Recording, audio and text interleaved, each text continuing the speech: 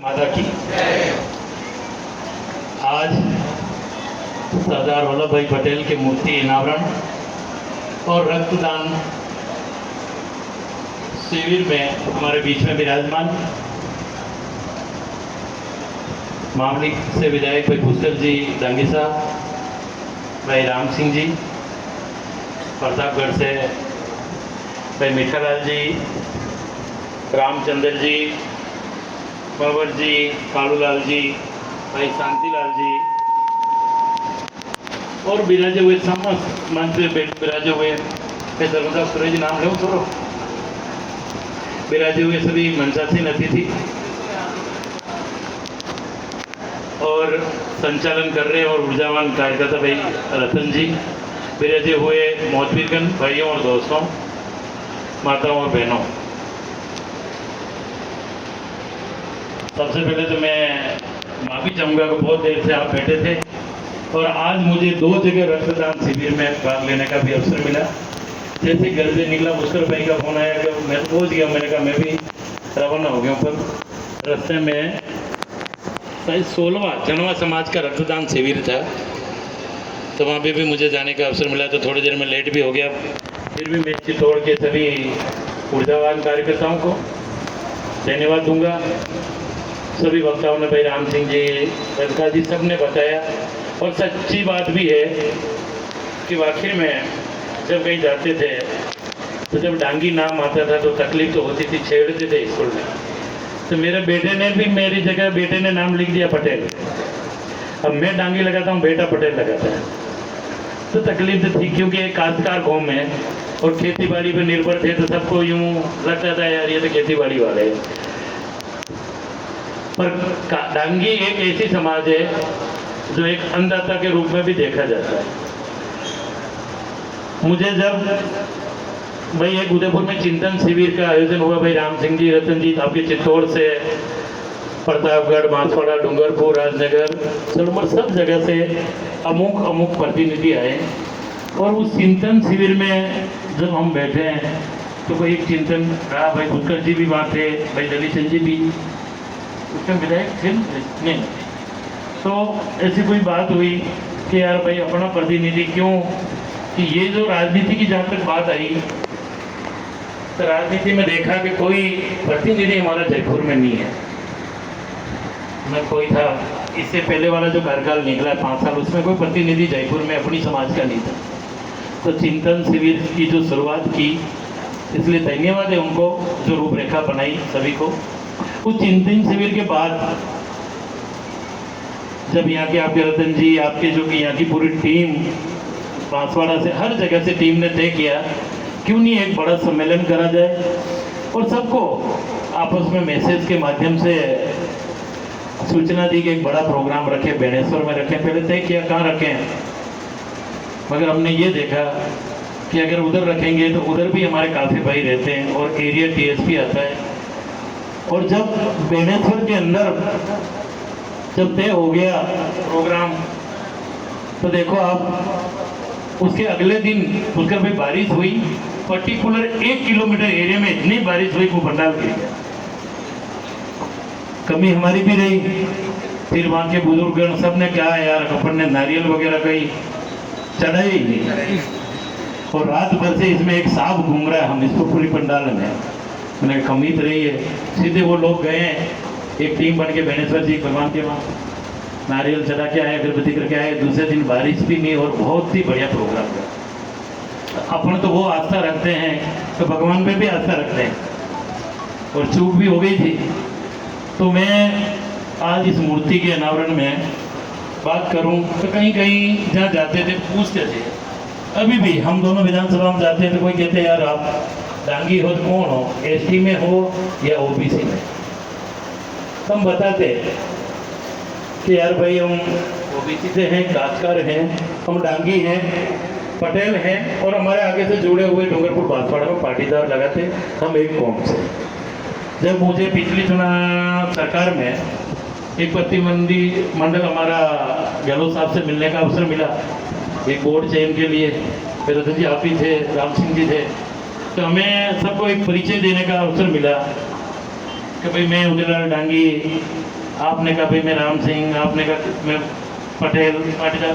तो उन्होंने कहा यार आपकी तो 3 कौम है, आप सब आज एक साथ कैसे आ गए हो? मैंने कहा भाई मैं डांगी, आपके तो पुष्कर जी वहाँ विधायक है। मैंने कहा वो हमारे परिवार से ही हैं, पर हम तीनों एक हैं। तो उन तक जब एक बात बताओ, एक मुख्यमंत्री जी तक जो हमारे क्षेत्र से लोग जीत के जाते, उन लोगों ने तक अभी तक नहीं बताया कि डांगी पटेल सब एक है। तो कमी तो रही। उसी दिन हमने तय किया कि यार कमी तो है, आज अगर राजस्थान के अंदर हमारी समाज की पहचान नहीं है। और दूसरा, उस दिन सुबह जब हम बैठे, मुख्यमंत्री जी ने टाइम दिया, एक होटल में हमें बैठने का था, चाय पिए इकट्ठे हो गए थे। अब 11 बज गई, बैठे बैठे 12 बज गई। अब वो होटल वाला की भी कहे यार अब तो बाहर निकलो आप यार, भाई और ग्राहक भी है। अब सोचा है कि अब जयपुर में हम किसके घर जाएं? न कोई पहचान, न कोई मकान, एक भी कोई प्रतिनिधि या कोई ऐसा अफसर पड़ा होता, अफसर भी होता चाहे RS IS, तो क्यों नहीं हम कोई एक ऐसी जगह, चाहे सर्किट हाउस हो, उनके नाम से रूम ले सकते। तो उसी दिन से जो प्रतिनिधिमंडल था, सबने तय किया यार इस बार तो अपन को कहीं आर पार की लड़ाई लड़नी पड़ेगी। उसी के बाद तो बेनेश्वर का प्रोग्राम रहा। भाई पुष्कर जी को भी धन्यवाद है, फिर एक प्रतिनिधिमंडल गया। अब जब नाम रखने की बात आई, तो आपके समाज का नाम क्या रखे? कोड का हम सरदार वल्लभ भाई पटेल ये मैं हमारे वंशज है, भाई हम पटेल हैं, वंशज है, कि यार ये तो महापुरुष है, ये नाम नहीं दे सकते। मैंने कहा यार भाई सबसे विचार किया कि कुलदेवी सबके कुलदेवी है। आज सेन समाज चले जाओ तो सेन जयंती, बिल्लू राणा की जयंती, विश्वकर्मा जयंती, परशुराम जयंती, अपना भी तो कोई ना कोई एक ब्रांड हो जिससे अपन को एक जाने और एक बैनर हो। तो उस पर का मैं धन्यवाद दूंगा क्योंकि उन्होंने अपनी बात मानी और एक बोर्ड का गठन किया। तो आज उसकी बदौलत आज सरदार भाई वल्लभ भाई पटेल की वजह से अपनी पहचान, जो छुपी हुई पहचान थी, अभी आप कहीं जाइए पुराने रजवाड़ों में तो ज़रूर अपना परिचय निकलेगा। और मेरे तो विधानसभा में वल्लभ नगर नाम ही सरदार वल्लभ भाई के नाम से ही जाना जाता है, क्यों एकीकरण में थे वो। मुझसे पहले मेरे प्रधान चुनाव लड़े थे, तब उन्होंने घोषणा करी थी मैं जीत गया तो सरदार वल्लभ भाई पटेल की मूर्ति लगाऊंगा, पर अपने नॉलेज के अभाव में अपन थोड़े कमजोर भी रहे। तो ये मूर्ति की शुरुआत की है आपने, धन्यवाद है चित्तौड़ के सभी चौकड़ा के, यहाँ के आयोजन मंडल, यहाँ के सभी बुजुर्गन। और एक इतनी शानदार मूर्ति बने, मैं आते ही वो मूर्ति को देखा तो मैंने कहा मूर्ति जो बनाई है कलाकार ने पूरी उसमें ताकत लगाई है। मैं धन्यवाद दूंगा आप सबको। जब भी कहीं बात चली थी OBC की केंद्र में, तो आखिर में सच है, क्योंकि मैं जोधपुर की तरफ जाना पड़ता है तो डांगी को उधर AC में गिनती आती है, और कई आगे जो जाते हैं आप जो उधर आगे चले जाएंगे तो डांगी जाट लगाते हैं।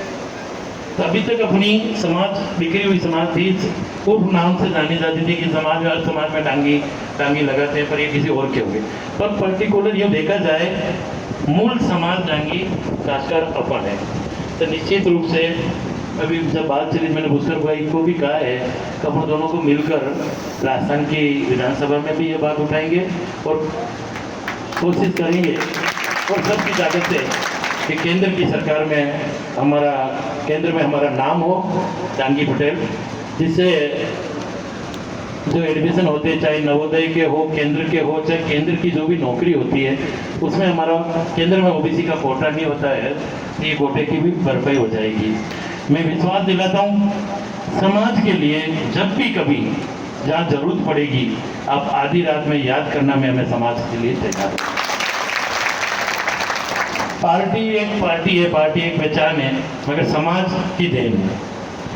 अगर समाज में आप लोगों ने इतनी बड़ी लाखों की तादाद में वहाँ लोग इकट्ठे नहीं किए होते तो मुझे लगता है कि इस चुनाव में राजनीति में डांगी पटेल नाम से नामो निशानी मिट जाता, क्योंकि वो जो ताकत थी, वो एकता थी, उसमें आप सब ने देखा होगा कि आपने अपने आप को भी कभी नहीं सोचा होगा कि हमारी समाज इतनी बड़ी है।